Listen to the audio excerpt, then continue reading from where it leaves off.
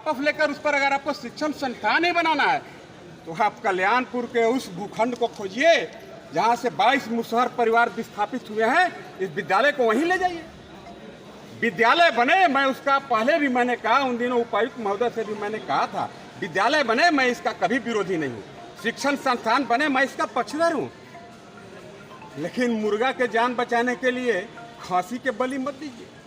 शिक्षण संस्थान के नाम पर इन गरीब, दलित, पिछड़े, चौधरी, आदिवासी इन लोगों को मत कबाड़िए। और सबसे पहली बात, आज ही मैं न्यायालय में इनके तरफ से एक मुकदमा भी करूंगा। यह मुकदमा उन पदाधिकारियों पर होगा जिन पदाधिकारियों ने फर्जी ग्राम सभा, फर्जी आम सहमति के नाम पर जमीन हड़पने का प्रयास किया। लूट तो नहीं पाएंगे बेटा, बेचारे प्रयास ही किया, अटेम्प्ट लूट का उन पर केस होना चाहिए। और मैं आपको ये बात इसलिए कहा कि जिनकी अध्यक्षता में यह बैठक हुआ, जिनकी अध्यक्षता में यह गरीब के जमीन को लूटने का हस्ताक्षर हुआ, वह फर्जी है। चूंकि उसके अध्यक्ष भी आज हमारे बीच प्रदीप उरांव जी स्वयं उपस्थित हैं, ये खुद बताएंगे कि उन दिनों पदाधिकारियों ने उनसे किस तरह के दस्तखत, किस तरह के रजिस्टर पर, किस तरह के पेपर पर हस्ताक्षर कराने का काम किया। इन्हें तनिक भी, जरा सी भी जानकारी नहीं है। यह मामला विशुद्ध रूप से 420 का मामला बनता है। यहाँ के सीओ, यहाँ के सीआई, कहने सीआई साहब, इन लोग के डांड में पगहा बांध के कर्मचारी जिन लोगों ने भी इसमें गलत किया है, उनके डांड में पगहा बांध करके प्रशासन इनको ले जाए, 420 420 का मुकदमा इन पर चलाए और जो भी इसमें संलिप्त हैं, दोषी हैं, उन पर कठोरतम कार्रवाई करे। इस बात की जानकारी आज मैं न्यायालय को भी दूंगा और यहाँ के उपायुक्त महोदय को भी दूंगा। यहाँ आने का अभिप्राय ये था, इस नोटिस में अंचल पदाधिकारी जी ने लिख दिया कि भाई 12 तारीख को आप आइए, जिनके पास रसीद है, आपका क्या दावा है उस जमीन के बारे में आप बताइए।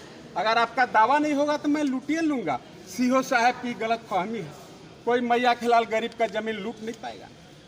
मैं आपको विश्वास दिलाता हूं इन लोगों की तरफ से, पत्रकार बंधुओं, यह बहुत बड़ा स्कैम हुआ है। भ्रष्ट पदाधिकारियों को प्रशासन चिन्हित करे, उन्हें कठोर दंड दे, इस तरह का जिन्होंने फर्जी ग्राम सभा और आम सहमति शब्द को भी जिन्होंने बदनाम करने का काम किया है।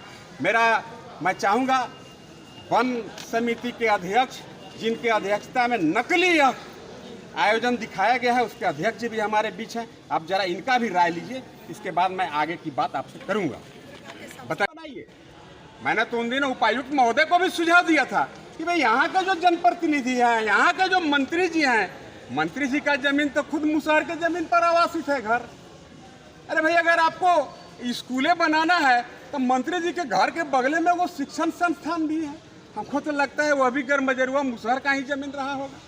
शिक्षण संस्थान के बगल में शिक्षण संस्थान बनाइए, मंत्री जी के घर को डिसमेंटल करिए, डोजर बुलडोजर लगा करके उसके घर को ढाइए।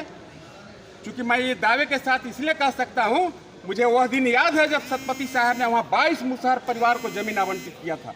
वह गर्मजरुआ जमीन था, उन्होंने उस मुसहर परिवार के नाम पर आवंटित किया, आवंटित ही नहीं किया, उनके नाम पर उस जमीन का सेटलमेंट किया, रसीद काटा और 8 ठो बड़का बगौधा बैल दिया था, हर फार भी दिया था, जिस पर खेती करो मुसहर, तुम लोग भीख मत मांगो, मजदूरी